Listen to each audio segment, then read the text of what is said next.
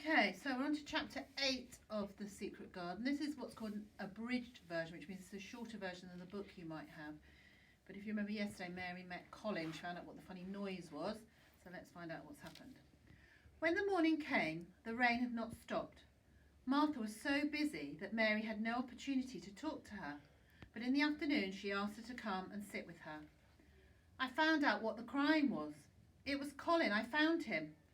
Martha's face became red with fright. "Eh, Miss Mary, that'll get me in trouble." He was glad I came. Before I left him, I sang to him to sleep. I think he almost liked me. Then that must have bewitched him. Is Colin a hunchback? He isn't yet, said Martha, but they were afraid his back was weakened and they'd always taken care of it, not letting him walk. Very soon afterwards, a bell rang. I hope he's in a good temper. She came back with a puzzled expression. Well, thou hast bewitched him. You'd better go as quick as you can.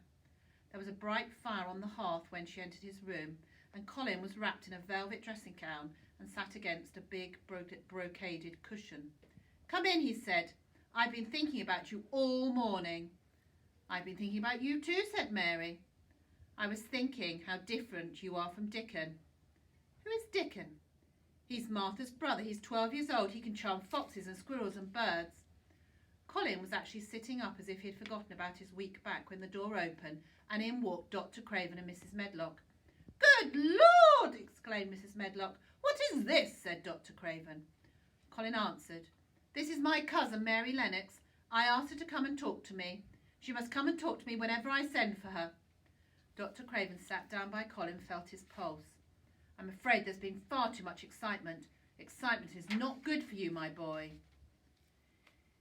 He does look rather better, sir, ventured Mrs. Medlock, but he looked better this morning before she came into the room. She came into the room last night. She stayed with me a long time. I was better when I wakened up. I wanted my breakfast. I want my tea now.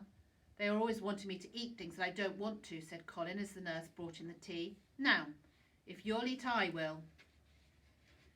After another week of rain, the blue sky appeared again. Mary awakened very early.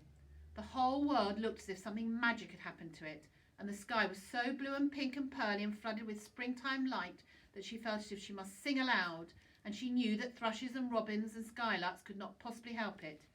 She ran around the shrubs and paths towards the secret garden. When she reached the door under the ivy, she was startled by the caw of a crow from the top of a wall.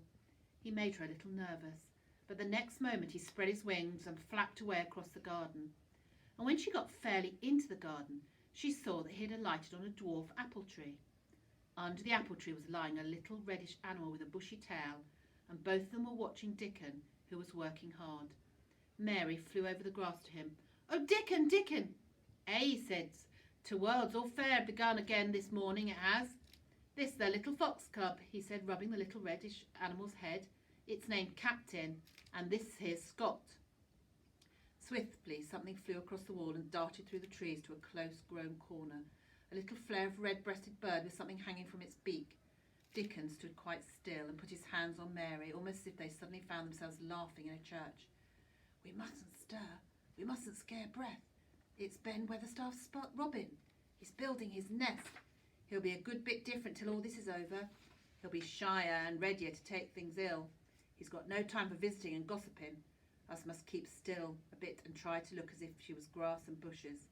Then, when he's got used to seeing us, I'll chirp a bit and he'll know it's us and he'll come our way." "Do you know about Colin?" she whispered. "Everybody has known about Master Craven. Known there was a little lad, as there was.